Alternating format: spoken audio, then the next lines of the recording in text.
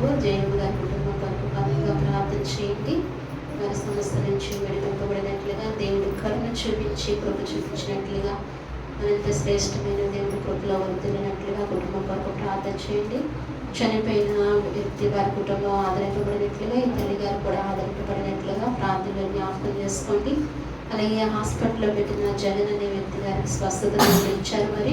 మరింతగా ఇంకా స్వస్థత కలిగినట్లుగా మీరు ప్రార్థనలు జ్ఞాపకం చేసుకోండి. ప్రార్థించగా దేవుడు అన్ని సహాయం చేస్తున్నారు. నమ్మకంతో విశ్వాసంతో ప్రార్థనలో కొనసాగండి. ఈ సాక్ష్యాన్ని బట్టి దేవునికి మహిమ ఘనత చెల్లుగాక.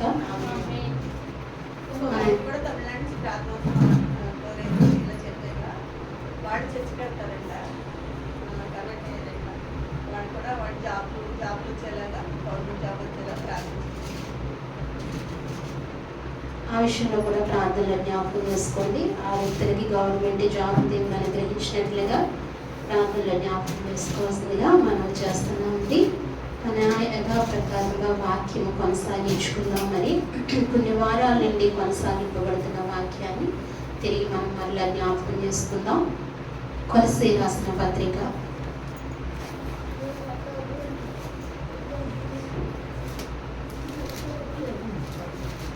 3వ అధ్యాయము 25వ వచనము.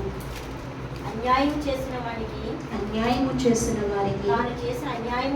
తాను చేసిన అన్యాయము కొలది మరలా లభించు పక్షపాతం ఉండదు. కొలస్సీ రాసిన పత్రిక 6వ అధ్యాయం 7వ వచనం. మోసపోకుడి, దేవుడు వెక్కిరింపబడడు. మనుషులు ఏమి విత్తులో ఆ పంటనే కోయును. చిన్న ప్రార్థన. పరిశుద్ధమైన దేవానికి స్తోత్రాలు తండ్రి. జీవము కలిగిన దేవా, జీవాధిపతికి స్తోత్రాలు. ఈ సమయంలోనైనా చదవబడిన వాక్యాన్ని తండ్రి మాకు విరిచి వడ్డించండి ప్రభా. అయాకుని నుంచి వాక్యాన్ని కొనసాగిస్తున్నారు. మీకు వందనాలు ప్రభా. వారము తండ్రి మీరు నాతో మాతో ఏ వ్యక్తి ద్వారా మాట్లాడబోతున్నారో మాట్లాడి మాకు సహాయం చేయమని నన్ను సంపూర్ణంగా నీ సిలువ చాట మరుగుపరచుకోండి ప్రభా. నీ వాక్యంలో ప్రభానైనా ఏమీ తెలియని దాన్ని ప్రభా నన్ను బలపరచండి తండ్రి. నీ ఆత్మతో నింపి నడిపించమని, నీ కృప దయచేయమని తండ్రి. మా అందరితో కూడా మీరు మాట్లాడి నీ ఆత్మ సహాయం దయచేయమని అయ్యా. నన్ను సంపూర్ణంగా నీ సిలువ చాట మరుగుపరచుని కొలత లేని ఆత్మతో మీరు నింపి నడిపించమని స్తుతించి ప్రార్థించి యేసుక్రీస్తు నామములో అడిగి వేడుకుంటున్నాము తండ్రి. చదవబడుతున్న వాక్యము మనకు కీడు చేసిన దానికి ఫలితము పొందుకున్నవారు అని. కీడు చేసిన వారు దాని ఫలితాన్ని పొందుకున్న వారని మనం చదువుతూ కొన్ని వారాల నుంచి కొనసాగిస్తూ ఒక్కొక్క వ్యక్తిని మనం జ్ఞాపకం చేసుకుంటున్నాం. అలాగా చాలా మంది వ్యక్తులు మనం జ్ఞాపకం చేసుకుంటూ వచ్చాము. మరి ప్రతి వారం ఎంత జ్ఞాపకం చేస్తున్నా అంటే ఆ వ్యక్తుల్ని మీకు జ్ఞాపకం ఉంటుంది అని మీ దృష్టిలో ఉంటారని జ్ఞాపకం చేస్తూ రావడం జరుగుతుంది. ఈ వారం ఒక వ్యక్తిని మనం జ్ఞాపకం చేసుకుందామండి. న్యాయాధిపతుల గ్రంథంలో ఒక వ్యక్తి ఉంటారు. న్యాయాధిపతుల గ్రంథము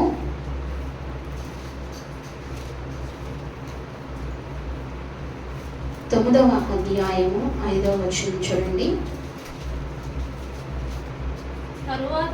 తరువాత అతడు ఉఫ్రోలో ఉన్న తన తండ్రి ఇంటికి పోయి యెరుబ్బయలు కుమారులను తన సహోదరులైన ఆ 70 మంది మనుషులను ఒక రాతి మీద చంపెను.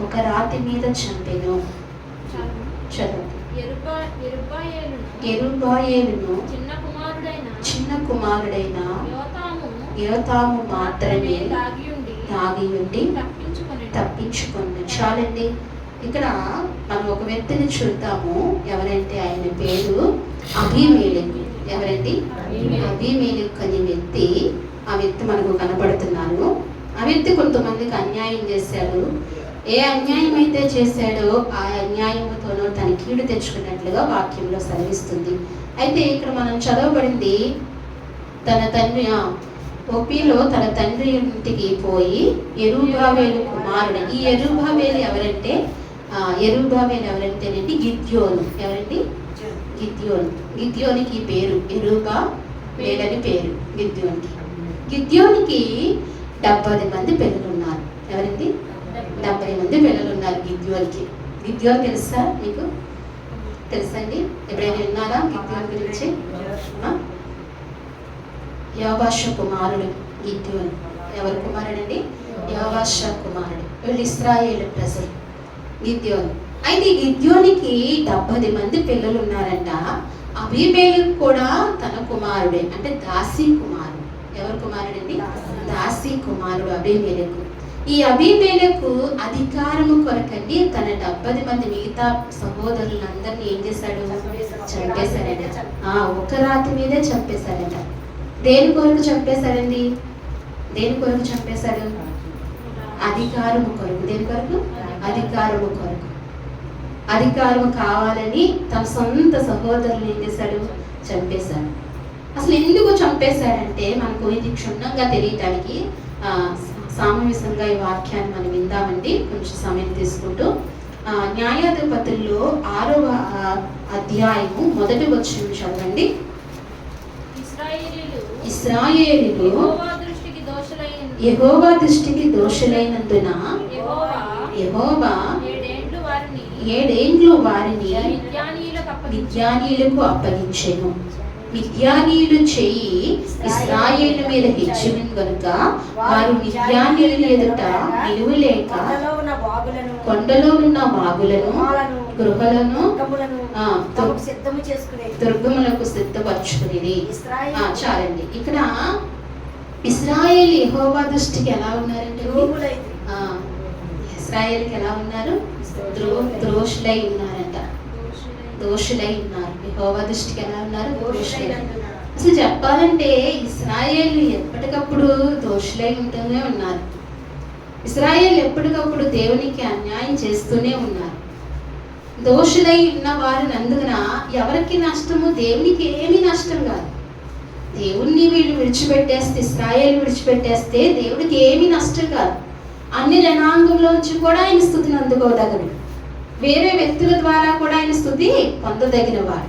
ఆయనకి ఏమీ నష్టం లేదు. ఆయనకి ఎంత మాత్రము కొదవలేదు. కాదు ఎవరికి నష్టం అంటే ఇశ్రాయేలుకే నష్టం. ఎవరికి నష్టం అండి? ఆయన చెప్తున్నాడు కదా కింద, ఎందుకు ఆయనకి దృష్టికి దోషులైరు గనుక యెహోవా 7 ఏండ్లు వారిని మిద్యానీయులకు అప్పగించెను.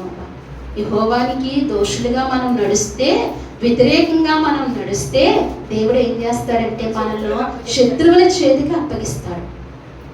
మన వాక్యాన్ని గమనించాలి. ఎవరి చేతికి అప్పగిస్తాడండి? శత్రువుల చేతికి అప్పగిస్తాడు. దేవుడికి మన వల్ల ఒరిగేది ఏమీ ఉండదు, కానీ మనకే ఒరిగేది ఉంటుంది. ఏం చేస్తాడు? మన శత్రువు. ఆనాడు ఇశ్రాయేలు మిద్యానీయుల మీదకి అప్పగించాడు. ఈనాడు మనకి ఏ బలహీనతో, లేదా ఏ సమస్యో, కష్టమో, నష్టమో, వ్యాధో, బాధో, రకరకాల మనుషులకి లేని బాధ అంటూ లేదు. ఏదో ఒక బాధను ఏం చేస్తారు? దానికి అప్పగిస్తారు. అందుకే యెహోవా దృష్టికి ఏమై ఉండకూడదంట? దోషులై ఉండకూడదంట. యెహోవా దృష్టికి దోషులై ఉండకూడదు. అందుకే 7 ఏండ్లు మిద్యానీయులకు అప్పగించును. మిద్యానీయులు చేయి ఇశ్రాయేలు మీద హెచ్చుగా ఉండను గనుక నిలవలేకపోయేది. ఎవరి చెయ్యి హెచ్చుగా ఉందండి? మిద్యానీయులు చెయ్యి ఇశ్రాయేలు మీద. అసలు ఎవరి చెయ్యి హెచ్చుగా ఉండాలి? ఇశ్రాయేలు చెయ్యి హెచ్చుగా ఉండాలి. ఎందుకని? ఆయన దేవుడు నా బిడ్డలు కాబట్టి, దేవుడు ఆశించిన వారి, దేవుడు ఇష్టపడిన బిడ్డలు, దేవుడు ప్రేమించిన బిడ్డలు కాబట్టి ఎవరు చేయి హెచ్చుగా ఉండాలి? ఎప్పుడైనా సరేగా గమనించండి, దేవుణ్ణి మనం ఎప్పుడైతే అపరిమితంగా ప్రేమిస్తామో ప్రతి విషయంలో మన చెయ్యి హెచ్చుగా ఉంటుంది. ఎక్కడ చూస్తే మన చెయ్యి పైన ఉంటుంది. అందుకే దేవుణ్ణి ప్రేమించాలి. అందుకే ఇక్కడ అంటున్నారు మిద్యానీయుల చెయ్యి ఇశ్రాయేలు మీద హెచ్చుగా ఉండును గనుక మిద్యానీయులు అంట నిలవలేక దాక్కున్నారంటండి, పరిశుద్ధపరుచుకున్నారంట. అయితే ఇశ్రాయేలు విత్తనములు విత్తన తర్వాత మిద్యానీయులు అమాలేకులను తూర్పున ఉండి వారును తమ పశువులను గుడారములు తీసుకుని మిడతల దండంత విస్తారంగా వారి మీదకి వచ్చి, చూడండి ఇంకెంత నష్టం కలుగుతుందో. వీరి చెయ్యి వీరి మీద హెచ్చుగా ఉంది. పైగా నిండి ఇశ్రాయేలు పొలంలో విత్తనాలు వేస్తుంటే ఆ పంట వచ్చిన తర్వాత ఎవరు పరమవుతుంది? అమాలేకులకి మిద్యానీయులు పరమవుతుంది. కనీసం వీళ్ళకి తినడానికి కూడా ఏమీ లేదు. ఇప్పుడు చూడండి విజయవాడ ప్రాంతం ఎలా ఉందండి? విజయవాడ ప్రాంతం ఎలా ఉంది? నేను మొన్న ఒక చిన్న వీడియో చూసానండి. మనల్ని కాపాడుతూ ఉంటాడు. అయితే ఇక్కడ వీళ్ళు పంట వేసింది, విత్తనాలు వేసింది, ఏమవుతుందంటే అమాలేకీయులు పరమైపోయింది, మిద్యానీయులు పరమైపోయింది. వారు ఇంకా ఆ పంటను పాపం వారు తినలేకపోతున్నారు. ఎంత నష్టం కలుగుతుందో. ఎందుకు ఇంత నష్టం కలుగుతుందంటే యెహోవాకు దూరం అయ్యారు. యెహోవాకి ఏమైపోయారు?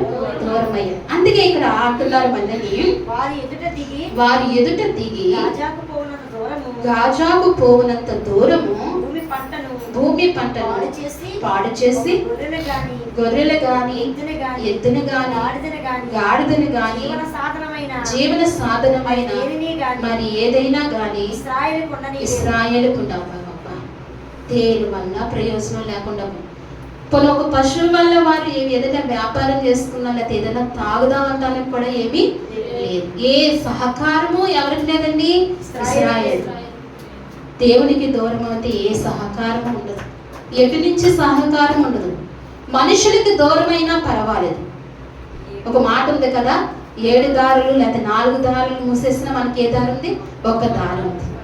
కానీ అదే దారి మూసేస్తే ఇంకా ఈ దారులు ఏమీ పనిచేయవు. ఇశ్రాయేలుకి అన్ని దారులు మూయబడిపోయినాయి. ఇక్కడ 1 సంవత్సరం కాదు, 2 సంవత్సరాలు, 7 సంవత్సరాలు యెహోవా కృప దూరం అయిపోయింది వారికి. పంట లేదు, పశువులు లేవు, ఆహారం లేదు, ఏమీ లేవు. వారికి అంత నష్టపోయారు. అయితే ఇలా ఉండగా వారును వారి ఒంటెలను లెక్కలేక ఉండేది. దేశము పాడు చేయటకు వారి దారిలోనికి వచ్చింది. ఇశ్రాయేలు మిద్యానీయుల వలన మిక్కిలి హీన దశకు వచ్చి, ఇప్పుడు చూడండి ఏ దశకు వచ్చారండి? మిక్కిలి హీన దశకు వచ్చేసారంట. ఇంకా ఉన్నతమైన దిశ ఏ దశ ఏ దిక్కు లేదు వాళ్ళకి. హీనమైన దిశకు వచ్చేసారు. మిక్కిలి మిద్యానీయులు ఎదుట మిక్కిలి హీన దశకు వచ్చేసారు. అప్పుడు కనపడ్డారు. ఎవరంటే అప్పుడు కనిపించారు.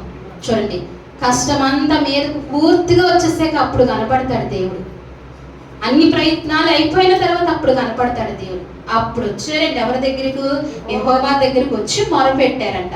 అప్పుడు మిద్యానీయుల వలన బాధను బట్టి ఇశ్రాయేలు యెహోవాకు మొరపెట్టగా యెహోవా ఇశ్రాయేలు ప్రవక్తను ఒకని పంపెను. అతడు వారితో ఇలాగు ప్రకటించిన ఇశ్రాయేలు దేవుడైన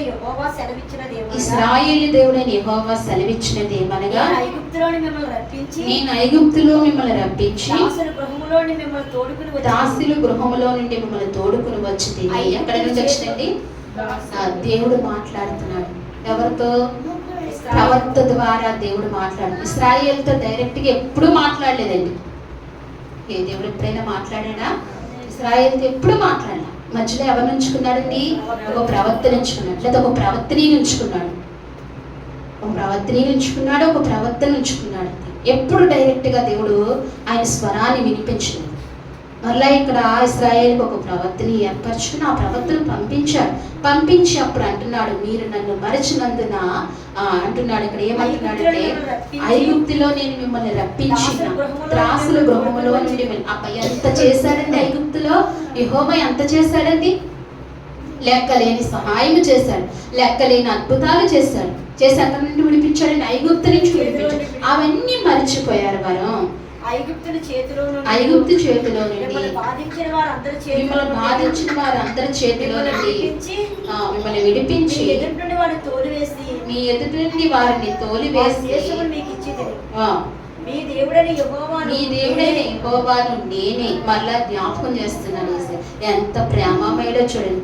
ఎన్నిసార్లు తప్పిపోయినా ఆయన వారిని విడిచిపెట్టకుండా ఏం చేస్తాడు? ఇశ్రాయేలును వెంబడిస్తూనే ఉన్నాడు. ఆ దేవుడును నేనే. మానవులకి మరిచిపోయే స్వభావం ఎక్కువగా ఉంటుంది. అందుకే నేనే అని చెప్తూ, మీరు అమోరియల్ దేశంలో నివసించుచున్నారు, వారు దేవతలకు భయపడకూడదు.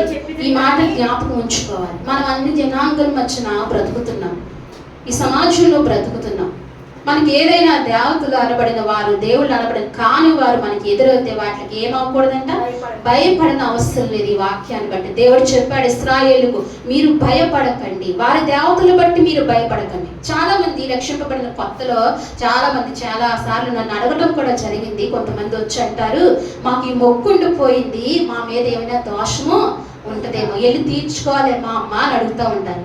లేదు, మీరేం తీర్చుకోగల, అట్లా భయపడిన అవసరం. ఎవరు అంతే, మనం చేసిన బొమ్మలే, మట్టి బొమ్మలు, రాతి బొమ్మలు, చెక్క బొమ్మలు, అవి అట్లకి ఏమి భయపడదు. దేవుడే చెప్పాడు, నీ మొక్కున్నా పర్వాలేదు, అవన్నీ దేవుడు ఏం చేస్తాడండి, కొట్టేస్తాడు. ఏ మాత్రం అట్ల గురించి భయపడు. చాలా మంది అడిగిన సందేహం ఇది, చాలా మంది హృదయాల సందేహం ఇది. ఎందుకంటే అన్య జనాంగంలో వచ్చారు, వారు మొక్కుకున్నారు, కొన్ని మొక్కులు అలా ఉండిపోయి అవి తీర్చలేదు, శాపము మమ్మల్ని మా కుటుంబాన్ని తరు. ఏమీ లేదు, ఒకవేళ తీరిస్తేనే తగులుతుంది మా కుటుంబానికి శాపం. ఏమీ లేదు, దాన్ని ఏం చేయాలంటండి, వదిలే. దేవుడు అంటున్నాడు, స్వయంగా ఇశ్రాయేలుతో మాట్లాడుతున్నారు, వారి దేవతలకు భయపడకుని అది మీతో చెప్పుదని కానీ మీరు నా మాట వినకపోయి. అప్పటి నుండి ఉన్నారు. ఎప్పటి నుండి ఉన్నారు? అప్పుడు వాళ్ళు కూడా ఎవరి వైపుకు తిరిగారండి? అన్ని దేవతల వైపుకు తిరిగారు. దేవునికి భయపడలేదు, కానీ ఎవరికి భయపడ్డారండి? అన్య దేవతలకు భయపడుతూ వచ్చారు. సర్వ సృష్టికర్త గంభీరమైన దేవునికి భయపడలేదు, కానీ ఎందుకు పనికిరాని మట్టి బొమ్మలకు భయపడుతూ వచ్చారు. ఎవరండి? ఇశ్రాయేలు. అందుకే దేవుడు ఎడబాసిన ఉంటుంది. దేవుడు ఏమయ్యాడు? ఎడబాసిన ఉంటుంది. అందుకే ఇక్కడ అంటున్నాడు, యెహోవా దూత వచ్చి యావాషుడు కలిగిన ఓప్రాలోనున్న మంచి వృక్షము కింద కూర్చుండిన యావాషు కుమారుడైన గిద్యోను మిద్యానీయులకు మరుగైనట్లు గానుగ చాటున గోధుమలు తొలగొట్టినట్లుండగా యెహోవా దూత అతనికి కనబడి, పరాక్రమము గల బలాఢ్యుడా, యెహోవా నీకు తోడై ఉన్నాడని అతనితో అనగా. అబ్బా, ఎవరి దగ్గరికి వచ్చిందండి యెహోవా వాక్కు? గిద్యోను దగ్గరికి వచ్చింది. యెహోషువ కుమారుడైన గిద్యోను దగ్గరికి వచ్చింది. మధ్యగా వృక్షము క్రింద కూర్చున్నాడు. అక్కడ ఉండగా యెహోవా వాక్కు వచ్చి అంటున్నాడు, పరాక్రమము గల బలాఢ్యుడా. ఒక్కొక్కరికి ఒక్కొక్క సామర్థ్యత ఇచ్చే దేవుడు. ఒక్కొక్కరికి ఆ సామర్థ్యత ఎవరికి వాళ్ళకి తెలియదు. ఎవరు జ్ఞాపకం చేయాలి? తగిన సమయంలో దేవుడే జ్ఞాపకం చేయాలి. ఆయన వాడుకునే సమయంలో దేవుడే మళ్ళా జ్ఞాపకం చేసి బలపరిచి పంపించాలి. గిద్యోను దేవుడు దర్శించినప్పుడు తన బలం గిద్యోనికి తెలియదు. దేవుడు అంటాడు, ఏమని పేర్కొంటున్నాడంటే, మా పరాక్రమము గల బలాఢ్యుడా, నువ్వు యుద్ధ సూర్యుడివి, యుద్ధాన్ని నేర్పే శక్తిని, ఆత్మని నీకు నేను ఇచ్చాను. నువ్వు యుద్ధ సూర్యుడివి, నువ్వు లెగు, ఇశ్రాయేలును కాపాడు, మిద్యానీయుల మీద నీకు చెయ్యి నీకు హెచ్చుగా ఉంచుతాను అని గిద్యోనికి చెప్తుంటే, గిద్యోను ఏమంటాడంటే, గిద్యోను విశ్వాసాన్ని పరీక్షించుకున్నాడండి. ఏం చేశాడండి? యెహోవా నీకు తోడై ఉన్నాడని అతనితో అనగా, గిద్యోను చిత్తము, నా ఏలినవాడా, యెహోవా మాకు తోడై ఉండిన ఎడల ఇది ఎంతయు మాకు ఎలా సమయం. ఇగో గిద్యోను ఏమడుగుతున్నాడు తెలుసా? ఓ ప్రవక్త, దేవుడు మాకు తోడై ఉన్నాడని చెప్తున్నావు కదా, ఇశ్రాయేలుకు ఆయన తోడుగా ఉంటే మా గతి ఏంటి? మా పంట లేదు, మా పశువులు లేవు, మాకు దిక్కు లేదు, మాకు ఆహారం లేదు, మా స్థితి ఏంటిది? ఆయన తోడుగా ఉంటే అని ఎవరిని అడుగుతున్నాడండి? ప్రవక్తను అడుగుతాడు. వీళ్ళ తప్పుని జ్ఞాపకం చేసుకుంటా. ఏమంటున్నాడు? ఆయన తోడుగా ఉంటే మాకు ఈ గతి ఎందుకు, మాకు ఈ స్థితి ఎందుకు అని ప్రవక్తతో అంటున్నాడు. అప్పుడు అంటుంటే, యెహోవా ఐగుప్తు నుండి మమ్మల్ని రప్పించునని చెప్పుచు మా పితరులు మాకు వివరించిన ఆయన అద్భుత కార్యములు ఏమాయన కృషి. గిద్యోను పితరులు ఏం చేశారంటండి? ఐగుప్తులో జరిగిన అద్భుత కార్యాలు ఏం చేశారంట? వివరించారంట. వాళ్ళ పితరులు ఏం చేస్తారండి? వివరించారు. మరి ఈ నేడు దినాన్న మీ పిల్లలకు వివరిస్తున్నారా? దేవుని అద్భుత కార్యాలను వివరిస్తున్నారా? బాల్యం నుండి మనం చెప్పాలి వారికి. ఎప్పటి నుండి అండి? బాల్యం నుండి వారికి చెప్పాలి.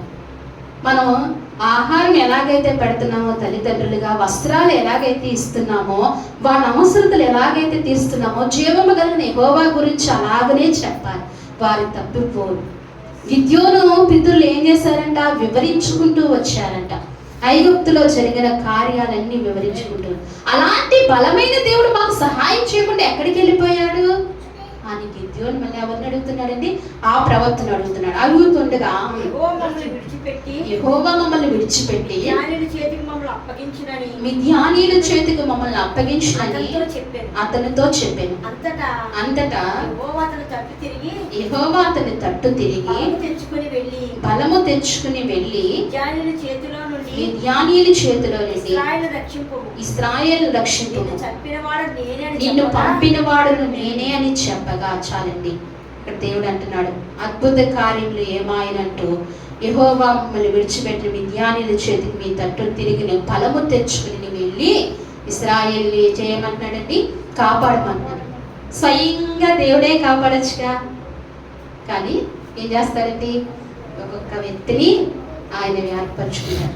మాట చెప్పడానికైనా ఒక వ్యక్తి కావాలి, యుద్ధం చేయటానికైనా ఒక వ్యక్తి కావాలి, అద్భుతాలు చేయటానికైనా ఒక వ్యక్తి కావాలి. ఎందుకంటే ఆయన స్వయంగా చేస్తే కార్యాలు మనం నిలువనేలం. ఆయన స్వరము స్వయంగా వింటే మనం బ్రతకము, ఆయన చూస్తే మనం బ్రతకం. అందుకే మధ్యవర్తి కావాలండి. అందుకే ఈయన ఇశ్రాయేలుని రక్షించుకోమని చెప్తూ అతడు చిత్తము నా ఏలినవాడా దేని సహాయము చేత నేను చూస్తారా? గిద్యోను అడుగుతున్నాడు. ఏమని అడుగుతున్నాడు? మీరు నేనైతే ఏం చేస్తాం? వెళ్ళిపోవా, యుద్ధం చేసామా అంటాం కదండి. వెంటనే ఏం చేసుకుంటాం? ఒక డాలు ఒక కత్తి తీసుకుని యుద్ధం చేయడానికి సిద్ధమవుతుంది. కానీ గిద్యోను ఏం చేశారంటే, గిద్యోనికి ఇంకా నమ్మకం సరిపట్ల. ఎందుకంటే తను అనుభవించిన పరిస్థితులు అలాంటి, యెహోవా మాకు దూరం అయ్యాడు, మమ్మల్ని ఎడబాసాడని గిద్యోను మనసులో అలా ఉండిపోయింది. కాబట్టి అంటున్నాడు, ఏమంటున్నాడంటే, ఇశ్రాయేలును రక్షించడానికి అతడు చిత్తము నా ఏలినవాడా దేని సహాయంతో నేను ఇశ్రాయేలు రక్షింపగలను? నా కుటుంబం మనుష్య గోత్రంలో ఎన్నిక లేనిది. నా పితరుల కుటుంబంలో నేను కనిష్ఠుడైన ఆయనతో చెప్పాను. అందుకు యెహోవా ఆయనను నేను నీకు చాలండి. తను అంటున్నాడు, తన కుటుంబాన్ని బలహీనతలు జ్ఞాపకం చేసుకున్నాడు. మనం ఎప్పుడు కూడా మనం దేవుని ఎదుట మన బలహీనతలు జ్ఞాపకం చేసుకోవాలి. ఎవరి ఎదుటండి? దేవుని ఎదుట. ఇది ఖచ్చితంగా ప్రార్థనలో మనం జ్ఞాపకం చేసుకోవాలి. ప్రతి క్షణము మనం జ్ఞాపకం చేసుకోవాలి. నా బలహీనత నాకే తెలుసు, నీ బలహీనత నీకే తెలుసు. పైకి ప్రదర్శించేదేంటి? బలము. పైకి ప్రదర్శించేదేంటి? బలము. లోపలున్నది బలహీనత. అది ఎవరు ఎదుట పెట్టాలి? దేవుని ఎదుట పెట్టాలి. గిద్యోను అదే చేశాడు. నా కుటుంబీకులు బలహీనులు, నా వంశావళి బలహీనతమైనది, నేను కనిష్ఠుడు, నేను బలహీనుడు, నేను ఎలా రక్షించగలను అని చెప్పి ప్రశ్న చేస్తున్నాడు. అయితే నేను నీకు తోడై ఉందును కనుక ఒక మనిషిని హతము చేసినట్లు మిద్యానీయులను హతము చేయమని చెప్పినబ్బా. ఏం దీవెనిచ్చాడండి యేసు తండ్రి, ఏం దీవెనిచ్చాడండి? ఒక్క మనిషిని హతం చేసినట్లుగా మిద్యానీయులు అందరినీ నువ్వు హతము చేయి. ఏమంటున్నాడండి? ఒక్క మనిషిని హతం. అంత శక్తి నీకు ఇస్తాను, అంత బలాన్ని నీకు ఇస్తాను. అవలీలగా ఒక మనిషిని చంపినట్లుగా నువ్వు మిద్యానీయులు అందరినీ హతము చేస్తావు. గిద్యోను అంటుంటే అప్పుడు మరలా ఇంకా పరీక్షిస్తున్నాడు. చూడండి, అందుకతడు నా ఎడల నీకు కటాక్షము కలిగిన ఎడల నాతో మాట్లాడుచున్నవాడు నీవే అని నేను తెలుసుకున్నటకు ఒక సూచన కనపరచుము. ఏం కనపరచమన్నారండి? ఒక సూచన. మాట్లాడేవాడు దేవుడు నీవే అయితే, యెహోవా దేవుడు నీవే అయితే, ఇశ్రాయేలు నీవే అయితే నాకు ఒక సూచన కావాలయ్యా, నాకు ఒక సూచన కావాలి, నువ్వు ఇక్కడనే ఉండు అని చెప్తూ అంటున్నాడు. నేను నీ వద్దకు వచ్చి నా అర్పణలు బయటకు తెచ్చి నీ సన్నిధిని దాని పెట్టు వరకు ఇక్కడ నుండి వెళ్ళకుమి అని వేడుకొనగా ఆయన తిరిగి వచ్చే వరకు నేను ఉండదనని. అప్పుడు గిద్యోను లోపలకు పోయి ఒక మేక పిల్లను పిండితో పొంగని భక్ష్యమును సిద్ధపరిచి తుమ్ముడి పిండిలతో భక్ష్యాన్ని సిద్ధపరిచి ఆ మాంసమును గంపలో ఉంచి అది వండిన నీళ్లను కుండలో పోసి ఆయన కొరకు ఆ మధ్య వృక్షము కిందకి దాన్ని తీసుకొచ్చి దగ్గర ఉంచగా దేవుని దూత ఆ మాంసమును పొంగని భక్ష్యమును పట్టుకుని రాతి మీద పెట్టి నీళ్లు పోయమని అతనితో చెప్పాడు. అతడు అలాగూ చేయగా యెహోవా దూత తన చేతనున్న కర్రను చాపి దాని కొనతో ఆ మాంసమును ఆ పొంగని భక్ష్యములను ముట్టినప్పుడు అగ్ని ఆ రాతి నుండి వెడలి ఆ మాంసమును పొంగని భక్ష్యమును కాల్చివేశాడు. అంతటికి యెహోవా దూత అతనికి అదృశ్యమైంది. చూడండి, గిద్యోను రుజువు పరుచుకున్నాడు యెహోవా దూత కాదని. భక్ష్యములు తెచ్చాడు, పొంగని రొట్టెలు తెచ్చాడు, అవన్నీ తెచ్చి లోపల మత్స్య వృక్షం కింద తెచ్చినప్పుడు దాన్ని ఏం చేశాడు? పొగతో రాజు పెట్టాడు, అగ్నితో. అప్పుడు రుజువు పరుచుకున్న తర్వాత గిద్యోను ఆ దూత ఏమైపోయిందండి? అదృశ్యమైపోయింది. ఇంకా అక్కడి నుంచి వెళ్ళిపోయింది. ఇది యెహోవా వాక్యే అని ఎవరికి తెలిసింది? గిద్యోనుకి తెలిసింది. అప్పుడు గిద్యోను ఆయన యెహోవా దూత అని తెలుసుకుని అప్పుడు ఇంకొక భయం పట్టుకుంది గిద్యోనికి. ఏ భయం పట్టుకుంది? ఒక భయం పట్టుకుంది. ఇది ఖచ్చితంగా దేవుని దూతే, అమ్మో నాతో మాట్లాడింది దేవుని దూతే, నేను బ్రతుకుతానా అని భయం పట్టుకుంది. ఏ భయం అండి?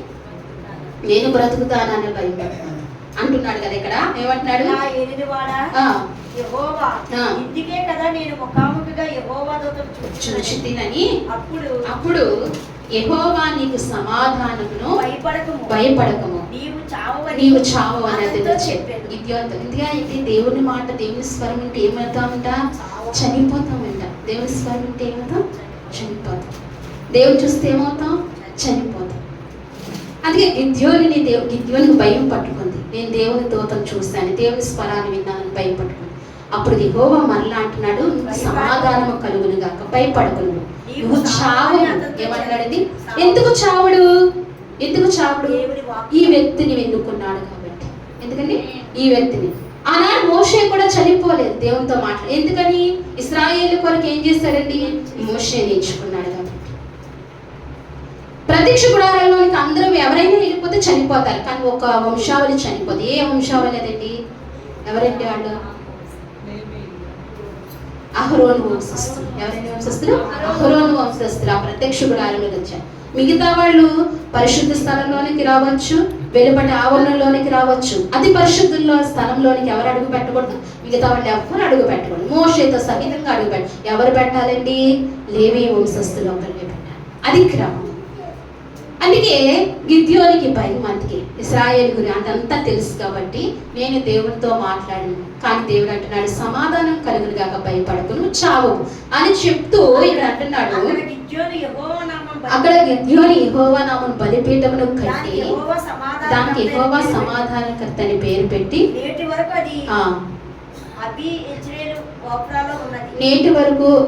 అబి యెజ్రెయేలు ఓప్రాలో ఉన్నది.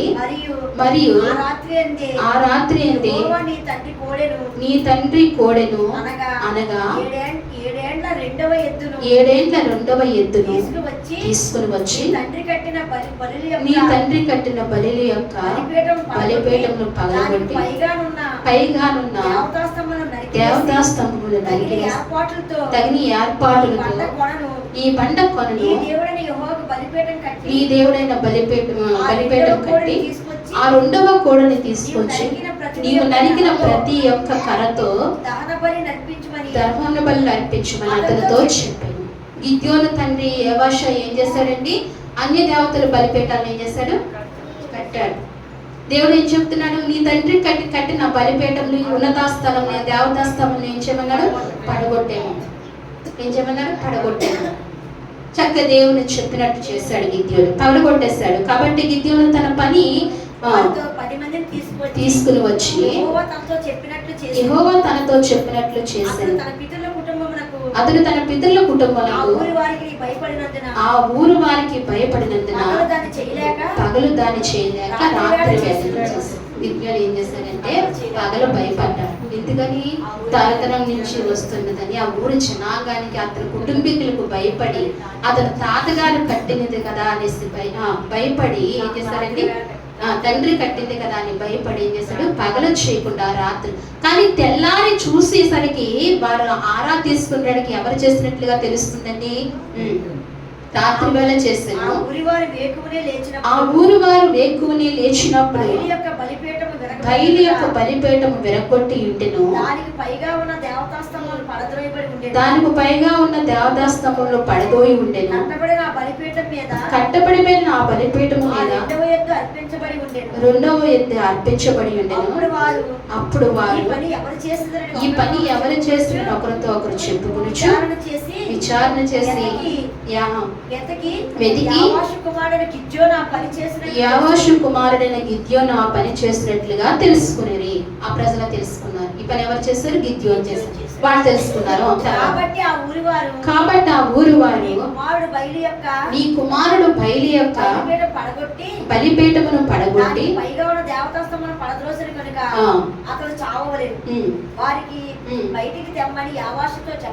ఎవరితో చెప్తున్నారండి, ఎవరిని తెమ్మంటున్నారు, గిద్యోను తీసుకురమ్మంటున్నారు. సమాజం మధ్యకు తీసుకురమ్మని. అతను చేసింది చాలా తప్పు, తీసుకురా.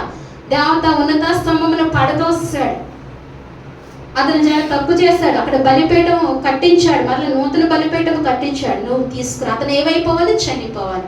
అంటే ఇశ్రాయేలుకి ఈ గిద్యోనికి మధ్యన ఎవరున్నారండి, తన తండ్రి అయిన యావాషు ఉన్నాడు. యావాషు తనకు ఎదురుగా నిలిచిన వారందరితో మీరు బయలు పక్షంగా వాదించిదిరా, మీరు వారిని రక్షింపదురా, వారి పక్షంగా వాదించువాడు ఈ ప్రొద్దునే చావవలను. ఎవడో వాడి బలిపీఠం విరగొట్టెను గనుక వాడు దేవత అయినందున తన పక్షంగా తనే వాదించవచ్చు. ఒకడు తన బలిపీఠం విరగొట్టినందున అతనితో బయలు వాదించుకొనమని చెప్పి ఆ దినమున అతనికి ఎరుపియలని పేరు పెట్టారు. ఈ గిద్యోనికి ఎప్పుడు వచ్చిందండి పేరు, ఈ బలిపీఠంలో పడగొట్టిన తర్వాత అప్పుడు ఈ పేరుని పెట్టారు.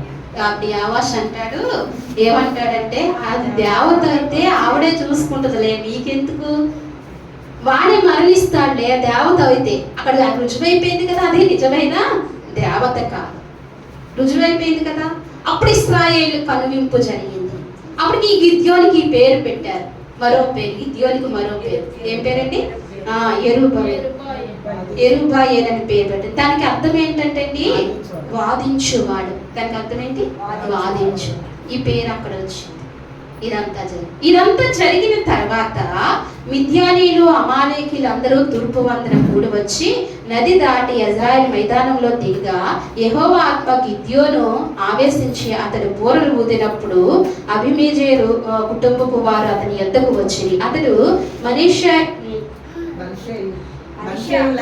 మనుష్యులు అందరి యొద్దకు దూతలను పంపగా వారు కూడుకుని అతని యొద్దకు వచ్చి అతడు అషేరు జెబూలూను నఫ్తాలి గోత్రముల వారి యొద్దకు దూతలను పంపగా వారు కూడిన వారిని ఎదుర్కొంటకు వచ్చిరి. అప్పుడు గిద్యోను నీవు సెలవిచ్చినట్లు నా చేత ఇశ్రాయేలును రక్షించుట ఉద్దేశించిన ఎడల నేను కళ్ళమున గొర్రెబొచ్చు పూడ్చిన తరువాత నేను అంతయు ఆరి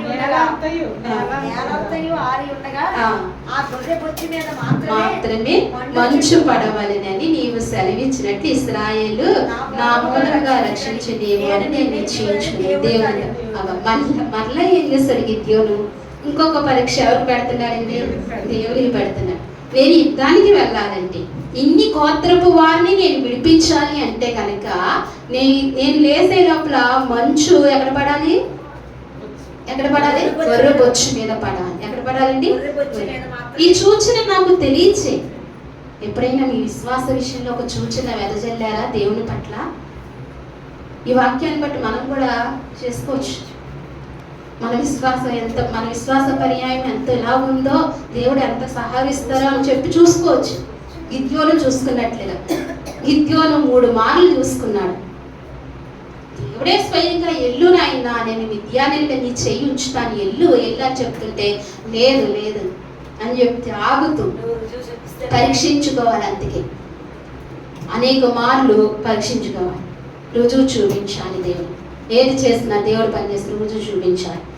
అప్పుడు ఈ మంచు గొర్రెల పక్షి మీద పడితేనే వెళ్తానని చెప్పి ఇశ్రాయేలు రక్షింపగలనని చెప్పి అలాగనే ఎలా జరిగిందండి, మంచు పడితే ఎలా పడుతుంది, మొత్తం అంతా పడుతుంది కదా. కానీ ఏం పడిందంటే గొర్రెల బొచ్చుల మీద మాత్రమే పడిందంట. అంటే గొర్రెలు వధిస్తారు, ఆ బొచ్చులు ఉంటే ఆ బొచ్చుల మీదే పడింది. ఇప్పుడు మరలా అంటున్నాడు గిద్యోను, ఏమంటున్నాడంటే చూడండి, అలా అతడు పొద్దున లేచి అతను పొద్దున్నే లేచి ఆ బొచ్చును విడిచి నీళ్ళతో పాత్ర నిండి వరకు ఆ బొచ్చు నుండి మంచును పిండెను. ఏది పిండాడండి? పాత్రలు నిండి అంతగా పిండాడట, అంత మంచు పడిందంటండి. మనం కూడా దేవుని అభిషేకాన్ని కోరుకోవాలి. మంచు వలె ఆయన పరిశుద్ధాత్మ అభిషేకం మన మీద పడుతుంది. ఇప్పుడు గొర్రె మంచు మీదే పడినట్లుగా ఎవరైతే కోరుకుంటారో వారి మీద అభిషేకం దిగుద్ది. అభిషేకాన్ని దింపించుకోవాలి, అలా ఆరాధించాలి. అందుకే ఆరాధన చేయాలి. నా మీదకు నీ ఆత్మ దింపయ్యా, అభిషేకాన్ని అగ్ని వలె దింపయ్యా, మంచు వలె దింపయ్యా అని దింపాలి. మొన్న మధ్యన మొదటిగా ప్రార్థన కూడి పెట్టినప్పుడు శ్రీపాలయ్య గారు ఆమె పెట్టినప్పుడు మొదటి కూడిక 3 రోజులు ఉపవాస ప్రార్థన పెట్టారండి. ఆ మందిరం కట్టిన తర్వాత ఉపవాస ప్రార్థన పెట్టినప్పుడు అంటండి, కళ్ళలో ఒక సహోదరి యావారు వరలక్ష్మి గారి నా సహోదరికి ఆ ప్రాంతం అంతా మంచుతో నిండిపోయినట్టు కనిపించిందంట. ప్రాంతం అంతా ఎలా ఉంది? మంచుతో నిండిపోయినట్టు. అలాగే పొద్దున్నే లేచి చూస్తే అదంతా మంచుతో ఉంది, మిగతాదంతా ఏం లేదండి, మామూలుగా ఉంది. ఆ 3 రోజులు మీటింగ్లు ఎలా జరిగినాయంటే దేవుని ఆత్మతో జరిగింది. ఎక్కడైనా ఉపవాస ప్రార్థన జరిగితే బలంగా జరుగుతాయి, ఆత్మతో జరుగుతాయి. ఎందుకంటే సమర్పించుకుని మనం దేవుని సన్నిధిలో ఉంటాం, అన్ని సమర్పించుకుని దేవుని సన్నిధిలో ఉంటాం. దేవుడు ఆత్మ నాదిగా వస్తుంది. అందుకే ఉపవాస ప్రార్థన తరచుగా సంఘంలో జరుగుతూ ఉండాలి. దేవుని ఆత్మ కావాలి అంటే, దేవుని శక్తి కావాలి అంటే ఉపవాస ప్రార్థనలో ఖచ్చితంగా పాల్పొందులు పొందాలి. అందుకే ఇక్కడ ఏమైందంటే ఆ గిన్నె నిండే అంత బొచ్చు మీద మంచు పడిందంట, పిండెను. అప్పుడు గిద్యోను, నీ కోపము, దేవుని అంటున్నాడు, దయచేసి దేవా నీ కోపము ఇలాగ ఇంకొక వ్యక్తి కూడా, ఇంకొక భక్తుడు కూడా అడిగాడు. ఎవరండి? అబ్రహాం కూడా అడిగాడు కదా, ఏమని? ఒక 50 మంది 10 మంది 5 అందించుకుంటూ వచ్చాడు. దేవుని బ్రతిమాలచ్చుమను. ఆ స్వతంత్రం ఎవరికి ఇచ్చాడండి? మనకే ఇచ్చాడు. దేవుని బ్రతిమాలుకోవచ్చు. దేవా ఇది ఒక్కసారికి నన్ను క్షమించా అని మరలా చేయకుండా ఇది ఒక్కసారికి సహాయం చేయ ప్రభు. ఆయన అడగకపోతే ఎవరిని అడుగుతాం? అందుకే గిద్యోను అడుగుతున్నాడు, ఏమి కోపము తెచ్చుకోకు దేవా దయించి. అంటే అప్పటికే 2 సార్లు అడిగేశాడు కాబట్టి ఏం తెచ్చుకోకు, కోపము తెచ్చుకోకు దేవా అని అడుగుతూ ఏమని అంటున్నాడు? ఇంకొక మారే ఆ బొచ్చు చేత శోధింప సెలవిప్పు. నేను నేల అంతటి మీద మంచు పడి ఉండగా మాత్రమే పొడిగా ఉండనిమ్మని దేవునితో అనగా ఆ రాత్రి దేవుడు అలాగే మంచు పడినను ఆ బొచ్చు మాత్రమే పొడిగా ఉండదు. ఇప్పుడు ఏమైందండి? నేలంతా తడిచిపోయింది, బొచ్చు అంతా పొడిగా ఉంది. చూస్తారా గిద్యోను ఎలా పరీక్షించుకుంటూ వచ్చాడు విశ్వాస జీవితాన్ని, దేవుడు ఉన్నాడా లేదని ఎలా రుజువుపరుచుకుంటూ వచ్చాడో చూస్తారా. అలాగా దేవుని విషయంలో అలా ఎదుగుతూ ఇలా ఉంటుండగా అప్పుడు గిద్యోనికి ఇంకా నమ్మకం సరిపోయింది. అప్పుడు ఇశ్రాయేలు మీద వాళ్ళ పక్షాన యుద్ధం చేయడానికి సిద్ధపడిపోయి ఇశ్రాయేలు మీద ఎక్కడైనా సరే అప్పుడు యుద్ధం చేస్తుంటే మిద్యానీయుల మీద ఎవరు చేయి ఉందండి? గిద్యోను చేయ ఉంది. ఇంక హెచ్చింపబడింది. ఇశ్రాయేలు నవ్వుతూ వచ్చాడు. ఇలా ఉంటుండగా అప్పుడు యెరుబ్బయలు అనగా గిద్యోను అతనితో తన జనులందరినీ వేకువన లేచి ఆ రోజు బావి యొద్దకు దిగగా లోయలో ఇదంతా వేరేసిందండి. అది ఈ రీతిగా ఉండగా అప్పుడు అవుతూనే ఇలాగా జయించారు. ఎవరు జయించారు? మిద్యానీయులని గిద్యోనే జయించారు. ఎవరు నెగ్గారు? ఇశ్రాయేలుని. ఇదంతా జరిగిపోయిన తర్వాత అండి అప్పుడు గిద్యోనికి ఇంకా ఆయన పెద్దవాడైపోయాడు, ఆయన చనిపోయాడు. ఎవరు? యెరుబ్బయలు చనిపోయాడు, గిద్యోను చనిపోయాడు. చనిపోయిన తర్వాత ఆయన తీసుకెళ్లి తన మిత్రుల సమాధి దగ్గర పాతి పెట్టిన తర్వాత ఆయన తర్వాత ఇశ్రాయేలు ఏలటానికి ఎవరికి అధికారము? దేవునిచ్చి. ఇంకా మోషే లేరండి అప్పటికి, అయిపోయింది ఆ చరిత్ర అయిపోయింది. అయితే ఎవరికి అధికారము? ఫస్ట్ దేవుని చిత్తానికి అధికారము, ఆ తర్వాత గిద్యోను బిడ్డలకి ఎవరికొకరికి దేవుడు ఇవ్వాలి కదా, ఇవ్వాలి. కానీ ఎవరు తీసుకున్నారండి అధికారాన్ని? ఎవరు ఆశించారు? అబీమెలెకు ఆశించారు. ఎవరు ఆశించారండి? అబీమెలెకు ఆశించి ఇప్పుడు మనం మొదటిగా చదువుకున్నాం కదా, వాళ్ళందరినీ ఏం చేశారండి? చంపేశారు. గిద్యోనికి ఎంతమంది బిడ్డలు? 70 మంది బిడ్డలు. ఉపపత్తులు తేలుతో 70 మంది బిడ్డలు. వాళ్ళు ఏం చేశారు? చంపేసిన తర్వాత అక్కడికి వాళ్ళ పెద్దల దగ్గరికి వెళ్ళి అంటాడు, ఇక్కడ అంటాడు, కిందకి చదవండి. తరువాత షెకెము యజమానులందరితోనూ ఇంటి వారు అందరూ కూడి వచ్చి షెకెములో ఉన్న మధ్య వృక్షం కింద దండు పడియం వద్ద అబీమెలెకు రాజుగా నియమించింది. అది యాతాముకు తెలియబడినప్పుడు అతడు పోయి గెరాజీలు కొండ కప్పున నిలిచి ఎలుగెత్తి పిలిచి వారితో అబీమెలెకు ఏం చేశాడు? వాళ్ళని చంపేసిన తర్వాత గిద్యోను చిన్న కుమారుడు యాతాము తప్పించుకున్న తర్వాత ఇతను అబీమెలెకు రాజుగా అభిషేకించేశారు. ఇక్కడ అభిషేకించిన తర్వాత ఇతను కొండ ఎక్కి పాపం దాక్కున్నాడు. ఎవరికి భయపడి? అబీమెలెకు భయపడి దాక్కున్నాడు. నా అన్నలందరినీ చంపేశాడు. ఇక నేను అతను కంటపడితే నన్ను కూడా చంపేస్తాడని కొన్ని దినాలు దాక్కున్నాడు. అయితే అబీమెలెకు రాజుగా అభిషేకించిన విషయం తనకు తెలిసిన తర్వాత తన కొండ ఎక్కి ప్రకటిస్తున్నాడు. ఏమని ప్రకటిస్తున్నాడంటే, వారితో ఇట్లా నేను షెకెము యజమానులారా మీరు నా మాట వినిన ఎడల దేవుడు ఈ మాట వినును. చెట్టు తమ మీద రాజుగా ఒకరిని ఇక్కడ అంటున్నాడు కదా, మీరు నా మాట వినిన దేవుడు మీ మాట వింటాడు. మీరు దయచేసి నా మాట వినండి. అబీమెలెకు మోసంలో పడిపోకండి.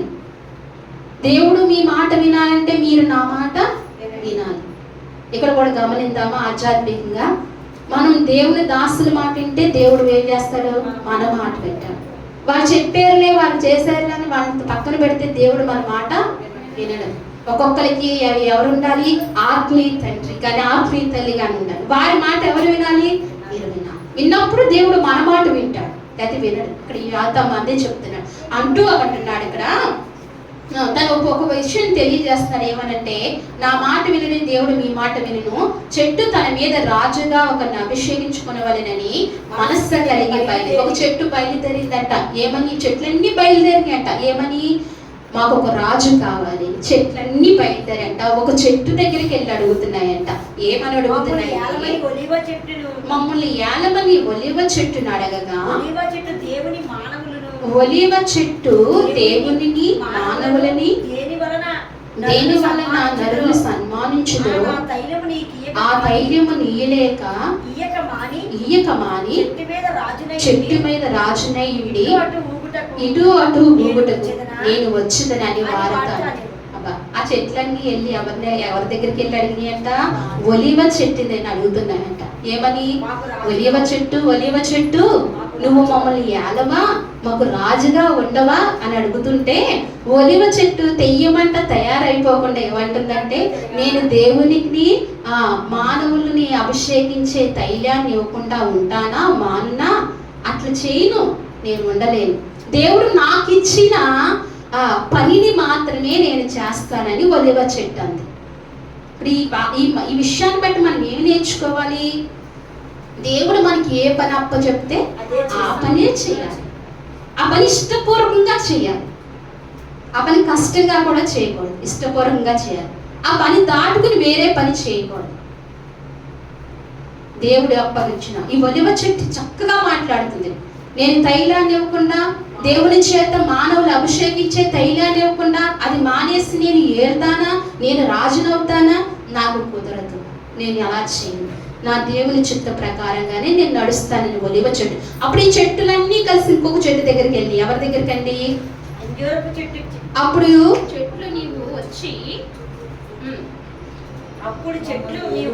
మామూలు ఏలమని అంజూరపు చెట్టును అడగగా, అంజూరపు చెట్టు చెట్ల మీద రాజునై ఉండి ఇటు అటు ఊపిరకు నా మాధుర్యమును నా మంచి ఫలమును నేను ఇయ్యక మానుదునా అని వాటితో అని.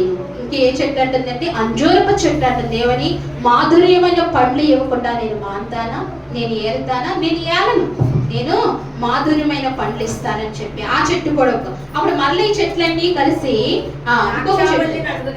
ద్రాక్షావళిని అడగగా, ద్రాక్షావళి దేవుని మానవుని సంతోషపెట్టు నా ద్రాక్షారసం నేను ఇయ్యక మాని, దేవుని మానవుల్ని సంతోషపెట్టి ద్రాక్షారసం ఇయ్యక మాని ఇటు అటు ఊగుటకు నేను వచ్చేదాన్ని వాడుతాను. ఇప్పుడు ఎవరంటున్నారండి? ద్రాక్ష చెట్టు అంటుంది. నేను ద్రాక్షారసం ఇవ్వకుండా, దేవుణ్ణి మానవుల్ని సంతోషపెట్టే ద్రాక్షారసం ఇవ్వకుండా నేను ఇటు అటు ఒకటానికి వచ్చేదనా అని చెప్పి ద్రాక్ష చెట్టు కూడా ఏం చేస్తుందండి, తప్పించుకుంది. అప్పుడు అప్పుడు చెట్లన్నీ వచ్చి మమ్మల్ని ఏలమని ముండ్ల పదవి అది మనవి చేయగా, ముండ్ల పద మీరు నిజంగా నన్ను రాజుగా నియమించుటకు కోరిన ఎడల రండి, నా నీడను ఆశ్రయించ, లేదా అగ్ని నాలో నుండి బయలుదేరి లెబనోను దేవదారు చెట్లను కాల్చివేయని వారితో చెప్పాను. చూసారా, ముండ్ల పద ఏమందండి, అది దేవుని చిత్తాన్ని లోబడట్లా, దేవుని చిత్తాన్ని అంగీకరించట్లా. మీరు నన్ను కోరుకుంటే రండి, నేను ఏళ్తాను, నా నీడను ఆశ్రయించండి. నా నీడను ఏం చేయమంటుంది, ఆశ్రయించండి. లేదా నేను లెబనోను దేవదారుల్ని కాల్చేస్తాను. అట్లా కాల్చడం దీని తరమా, కాలుస్తానంటుంది. అంటే ఇప్పుడు ఈ వ్యక్తి చెప్పే అర్థం ఏంటంటే, ముండ్ల పొదలు మనస్సు కలిగిన వ్యక్తి అబీమెలెకు. ఏంటండి, ఆ మనస్సు కలిగిన వాడు అబీమెలెకు. తన చెంతకు చేరుతున్నారంటే ఇశ్రాయేలులారా అని అడుగుతున్నాడు. మాధుర్యం ఇచ్చేవాడు మానేసి, నా తండ్రి ఉపకారం చేశాడు, నా తండ్రి జీవితం ప్రాణంగా అర్పించాడు ఇశ్రాయేలు కొరకు, అతన్ని మానేసి మీరు ముండ్ల పొద మనస్సు కలిగిన ఈ ఇతని అబీమెలెకును మీరు ఎందుకు ఆశ్రయిస్తున్నారు అని ఆ కొండ ఎక్కి గట్టిగా చెప్తున్నాడు. అవును కదా, విశ్వాసఘాతకులు ఎవరండి, ఇశ్రాయేలు. ఎవరు? ఇశ్రాయేలు విశ్వాసఘాతకులు. 7 సంవత్సరాలు దేవుడు కృప ఎడబాసిన వల్ల వాళ్ళు ఎన్ని చిక్కుల్లో పడ్డారు. మళ్ళా వెంటనే గిద్యోను వల్ల వాళ్ళు నెమ్మది పొందుకున్నారు, శాంతి పొందుకున్నారు. మళ్ళీ గిద్యోను చనిపోయిన తర్వాత ఏమైపోయారు, మర్చిపోయారు. మళ్ళా దేన్ని ఆశ్రయిస్తున్నారు, ఇలాంటి ముండ్లో పదలు కలిగిన మనస్తత్వాన్ని కలిగిన వారిని ఆశ్రయిస్తున్నారు. ఎప్పటికప్పుడు ఇశ్రాయేలు తప్పిపోతూనే వచ్చారు. అందుకే విశ్వాస జీవితంలో తప్పిపోకుండా మనం చూసుకోవాలి.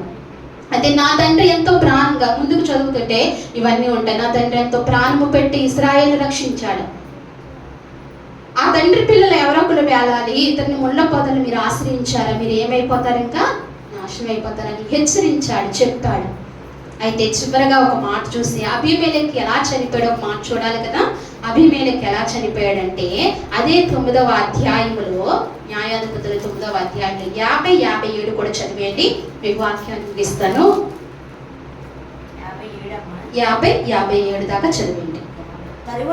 తరువాత అబీమెలెకు ఎబేసుకు పోయి దెబేసు నొద్ద దిగి దాన్ని పట్టుకుని ఆ పట్టణము నడుమ ఒక బలమైన గోపురం ఉండగా స్త్రీ పురుషులు పట్టణపు యజమానులను అక్కడికి పారిపోయి తలుపులు వేసుకుని గోపుర శిఖరం మీదకి ఎక్కి అబీమెలెకు ఆ గోపురం యొద్దకు వచ్చి దాని మీద పడి యుద్ధము చేసి అగ్ని చేత దాన్ని కాల్చుటకు గోపుర ద్వారం యొద్దకు రాగా ఒక స్త్రీ అబీమెలెకు తల మీద తిరగటి రాత్రి మీదను పడవేసినందున అతని కపాలము పగిలిను.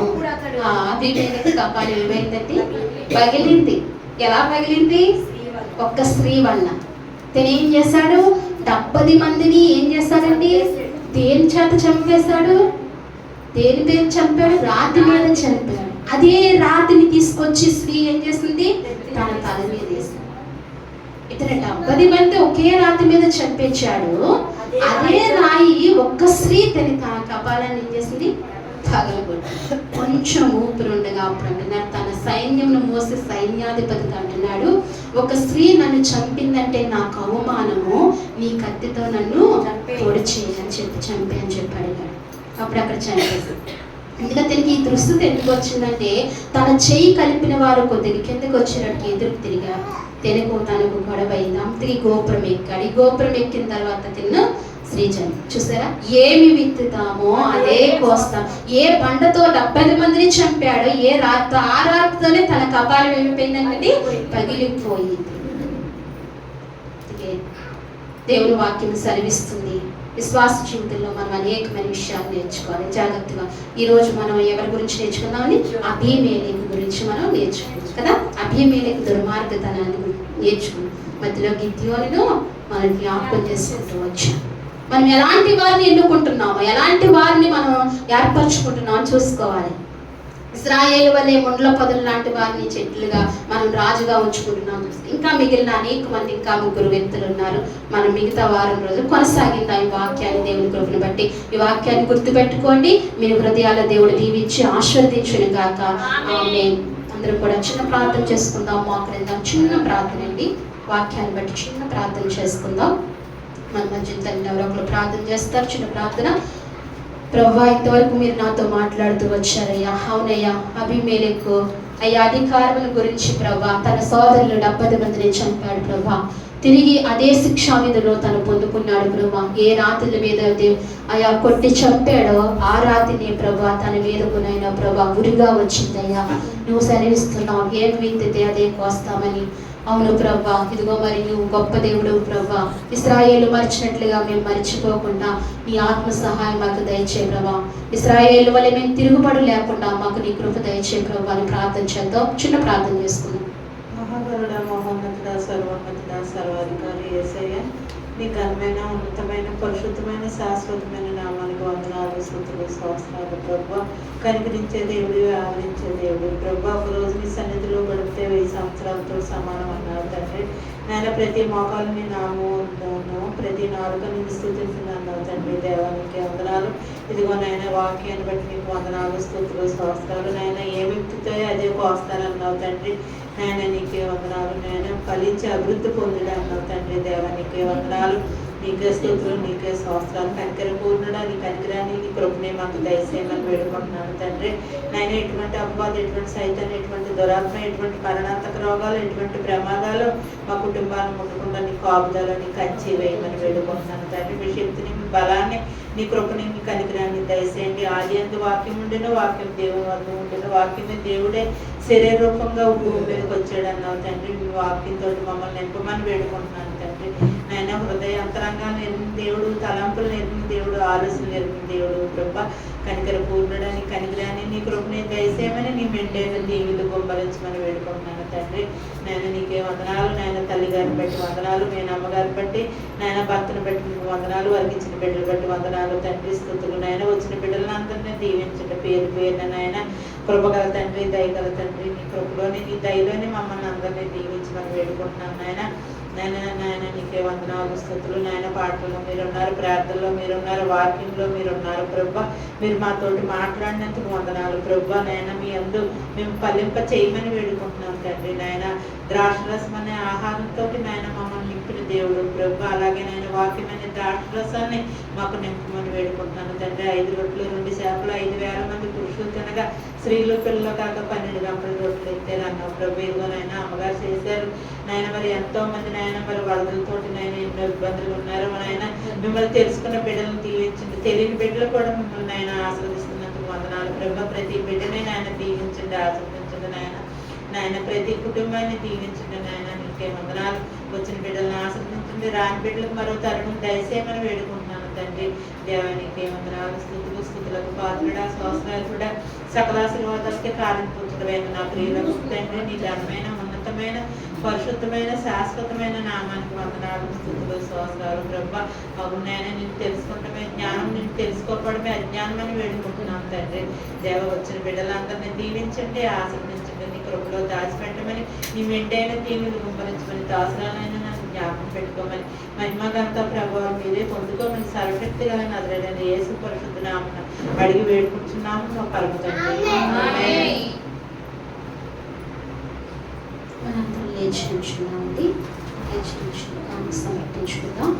మన మధ్యన అఖిలో పాట పాడతాడు.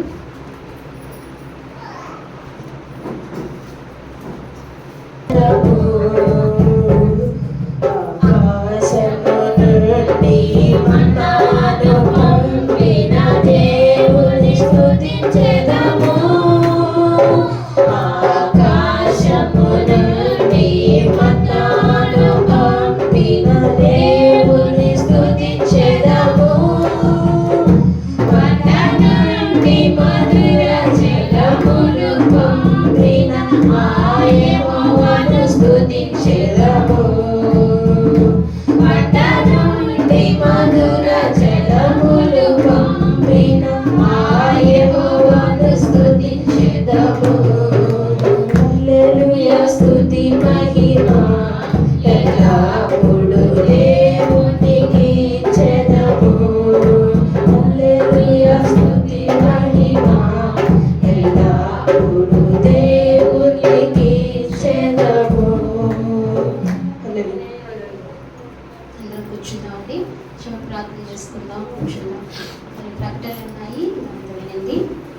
మంగళవారం ఉపవాస కూడిక, మంగళవారం ప్రార్థనా కూడిక అండి. మందిరంలోనే జరుగుతుంది.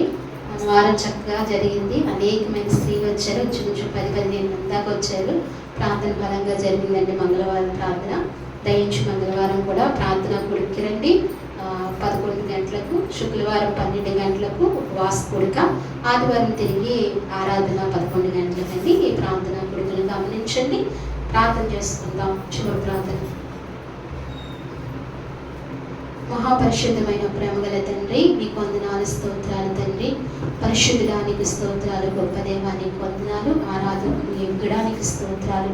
గడిచిన నా ప్రభు పరిశుద్ధ ఆదివారం నుంచి నా ప్రభు పరిశుద్ధ ఆదివారం వరకు నీ సజీవమైన, నీ బలిష్టమైన రెక్కల చదువును మమ్మల్ని అందరినీ మీరు కాచి కాపాడి బలపరిచి రక్షించినందుకే మీకు వందనాలు, స్తోత్రాలు చెల్లించుకుంటున్నాం తండ్రి. అయ్యా, ఈ ఆరాధన కార్యక్రమం అంతట్లో కూడా మీరు మాకు తోడుగా ఉండి నడిపించిన విధానం కొరకే వందనాలు. మీ సన్నిధి కాంతి మా మీద, మా మధ్యన ఉంచినందుకు కూడా మీకు వందనాలు, స్తోత్రాలు ప్రభా. ప్రార్థనలో, పాటల్లోనైనా ప్రభా, స్తుతి ఆరాధనలో, ప్రార్థనలో, వాక్యములో ప్రభా, సాక్ష్యముల్లో ప్రభా, తిరిగి నేను ప్రార్థించట్లు అన్నిటి విషయాల్లో మీరు మాకు తోడుగా ఉన్నందుకే నీకు స్తోత్రాలు. వచ్చిన నీ ప్రియులు బట్టి నీకు వందనాలు. నీ బిడ్డలు మీరు దీవించండి, ఆశీర్వదించండి. నీ మందిర తేజోమహిమ వారి వెంట పంపించండి ప్రభా. వారిని నైనా క్షేమంగా వారి గృహాలకు మీరు నడిపించండి. దేవానికి స్తోత్రాలు. తగిన ఆశీర్వాదాలు, దీవెన, సమృద్ధి అయిన కృపవన వారందరూ పొందుకోవడానికి సహాయం చేయండి ప్రభా. రాని బిడ్డలతో మరొక తరుణాన్ని మీరు మాట్లాడి నడిపించండి ప్రభా. దేవానికి వందనాలు. ప్రతి ఒక్కరిని మీరు జ్ఞాపకం చేసుకోమని మీ సన్నిధిలో ప్రార్థిస్తున్నాను తండ్రి. నీ కృప దయచేయండి తండ్రి. అయా, సహాయం చేయండి తండ్రి. పెద్దలైన వారికి మంచి ఆరోగ్యాలు దయచేయండి ప్రభా. మంచి కృప కనికరం మీరు దయచేయండి. దీర్ఘకాలపు వ్యాధులతో బాధపడిన వారిని మీరు ముట్టండి, స్వస్థపరచండి. జయలక్ష్మి గారికి మంచి ఆరోగ్యం దయచేయండి ప్రభా. అలాగే నీ ప్రభా, మా ప్రార్థనా కొడుకులను కూడా మీరు జ్ఞాపకం చేసుకోండి. ప్రార్థనా కొడుకుల్లో మీరు మాకు తోడుగా ఉండి జయకరంగా జరిపించి ఆత్మతో నేను సత్యంతో నడిపించమని, అనేకమైన బిడ్డలు సత్తావుకి సన్నిధికి నడిపించమని మీ సన్నిధిలో ప్రార్థిస్తున్నాం. శుక్రవారం ఉపవాస కొడుకుని, మంగళవారం ప్రార్థనా కొడుకుని, ఆదివారం ఆరాధన మీరు జ్ఞాపకం చేసుకోండి. మా పరిచర్య అంతటిని మీరు దీవించండి, ఆస్వాదించండి. పరిచర్ని విస్తరించండి, పరిచర్య సరిహద్దులు విశాలపరచండి ప్రభా. అలాగే తండ్రి నాయన మందిరమును మీరు దయచేయండి. చక్కటి మందిరమును అయ్యా మీరు అనుగ్రహించండి ప్రభా. మేమందరము పొందుకుని కృప మాకు అందరికీ దయచేయమని మీ సన్నిధిలో ప్రార్థిస్తున్నాను తండ్రి. చంటి బిడ్డలు ఉన్నారు, దీవించండి తండ్రి. చదువుకున్న బిడ్డలు ఉన్నారు, వారిని ఆశీర్వదించండి. మంచి లెస్సైన జ్ఞానాన్ని ఇవ్వండి. మా బిడ్డల కుటుంబాలంతటినీ, వారికి ఇచ్చిన బిడ్డలందరినీ కూడా మీరు జ్ఞాపకం చేసుకోమని అయ్యా. ఇగో మరి ఎవరైతే ఏ పని కలిగి ఉన్నారో, ఏ వృత్తి కలిగి ఉన్నారో, ఏ ఉద్యోగం, వ్యాపారం కలిగి ఉన్నారో అందరినీ దీవించండి. వారి కష్టాజీతంలోంచి తీసుకొచ్చినదైన ప్రభా కానుకలు మీరు అంగీకరించండి. వారిని ఆశీర్వదించండి. 30దంతులుగా, 60దంతులుగా, 100దంతులుగా ఆశీర్వదించి బలముతో, శక్తితో నింపి మంచి కృప బిడ్డలందరికీ దయచేయమని, మంచి నీ మహిమ దీవెన ఆశీర్వాదాలు బిడ్డలందరూ పొందుకోవడానికి సహాయం చేయమని మరొకసారి భీమవరం పట్టణాన్ని మీరు జ్ఞాపకం చేసుకోండి. ఈ ప్రాంతాన్ని మీరు దీవించండి, ఆశీర్వదించండి. అలాగే నేను ప్రభా నీళ్ళ చేత పాడైన ప్రాంతాలను కూడా మీరు జ్ఞాపకం చేసుకోండి.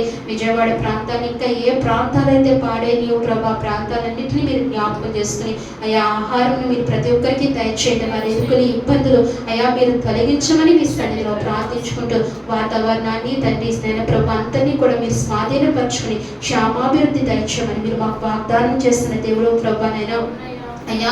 నీకు నీటి ద్వారా పాడు చేయని వాగ్దానం చేస్తావు తండ్రి. నైనా ఆ వాగ్దానం పెట్టి మేము విశ్వసిస్తూ నమ్ముతూ నేను వేడుకుంటున్నాం తండ్రి. నీవు ప్రజలను కాపాడమని, సహాయం చేయమని మిమ్మల్ని అడుగుచున్నాం దేవా. నీకు స్తోత్రాలు ప్రభా. మా బిడ్డల అవసరతలన్నీ కూడా తీర్చండి. మా సంఘాన్ని మీరు ప్రత్యేకంగా మీరు జ్ఞాపకం చేసుకోమని మీ సన్నిధిలో ప్రార్థించుకుంటూ ప్రభా. అలాగే ఇప్పుడు ప్రేమవిందులో కూడా మీరు మాకు తోడుగా ఉండి అయ్యా సిద్ధపరిచిన హస్తాలు దీవించండి. ఏర్పాటు చేస్తున్నానని మీ దాసుని జ్ఞాపకం చేస్తున్న ఆశీర్వదించమని మీ సన్నిధిలో ప్రార్థించుకుంటూ మీకు వందనాలు, స్తోత్రాలు చెల్లించుకుంటూ ప్రత్యేక అందరిని జ్ఞాపకం చేసుకోండి. మా బిడ్డలు దూర ప్రాంతాల్లో ఉన్నారు, వారిని కూడా మీరు జ్ఞాపకం చేసుకోండి దేవా. అయ్యా ఇదిగో మరి ప్రభా నాగూరు జ్ఞాపకం చేసుకోండి. బిడ్డ చుట్టూ కంచి వేయండి, కాపుదల ఉంచండి. తన ఉద్యోగంలో తోడుగా ఉండండి. నైనా మనుని జ్ఞాపకం చేసుకోండి. మను చుట్టూ కూడా నీ కంచి వేయండి. తన ఉద్యోగంలో నీ కాపుదల భద్రతను క్షేమదారం దయచేయండి ప్రభా. అలాగే తండ్రి నేను ఇదిగో మరి నైనా కోవిడ్లో ఉన్న లావణ్య గారు మీరు జ్ఞాపకం చేసుకోండి. నైనా వారి భర్త గారు జ్ఞాపకం చేసుకోండి. బిడ్డ తిరిగి రావడానికి నీ సహాయం దయచేయండి ప్రభా. అలాగే ప్రభా ఇదిగో మరి తండ్రి నైనా సూర్యవతి గారు జ్ఞాపకం చేసుకోండి. అలాగే నైనా ప్రభా బిడ్డకు మీరు తోడుగా ఉండండి, మంచి ఆరోగ్యం మీరు ప్రసాదించండి. డార్కా మీరు జ్ఞాపకం చేసుకోండి, బిడ్డకు మీరు తోడుగా ఉండండి, మంచి ఆరోగ్యం దయచేయండి ప్రభా. అలాగే లీలావతి ఆంటీని మీరు జ్ఞాపకం చేసుకోండి, తల్లి గారికి మంచి ఆరోగ్యం దయచేయండి, బలము దయచేయండి, శక్తిని దయచేయండి. తిరిగి మా మధ్యకు మీరు నడిపించండి. మా బిడ్డలైన వారు దూర ప్రాంతాల్లో ఉన్న వారిని అందరినీ కూడా పేరు పేరున మీరు జ్ఞాపకం చేసుకుని వారిని దీవించి ఆశ్రదించి బలపరచమని సన్నిధిలో ప్రార్థించుకుంటూ, అలాగే మా ఆత్మీయతను తిరిగి నేను అత్తే మా మధ్యకు నడిపించమని మీ సన్నిధిలో ప్రార్థించుకుంటూ, అయ్యా నీ కృప దయచేయమని నేను వచ్చిన నీ బిడ్డలందరినీ బహుగా దీవించి ఆశీర్వదించి బలపరిచి నీ కృప సమృద్ధిగా దయచేయమని, అయ్యా ఇదిగో ప్రభా ఎవరినైనా మమ్మల్ని అందరినీ మరింతగా బలపరచమని స్తుతించి ప్రార్థించి మా ప్రియరక్షకుడైన యేసుక్రీస్తు నామములో అడిగి వేడుకుంటున్నాము తండ్రి, ఆమేన్. మన తండ్రి అయిన దేవుని ప్రేమయు కుమారుడైన యేసుక్రీస్తు కృపయు పరిశుద్ధాత్మ అన్యోన్య సహవాసము మనకు మన కుటుంబాలకు సార్వత్రిక సంఘానికి ఇప్పుడును ఎల్లప్పుడూ సదాకాలము దేవుడు తోడైండి నడిపించును గాక. ఆమేన్. యేసు రక్తమే సులువు, యేసు రక్తమే జయము, ప్రవేశ రక్తము సంపూర్ణమైన విజయము కలుగును గాక. ఆమేన్, ఆమేన్, ఆమేన్.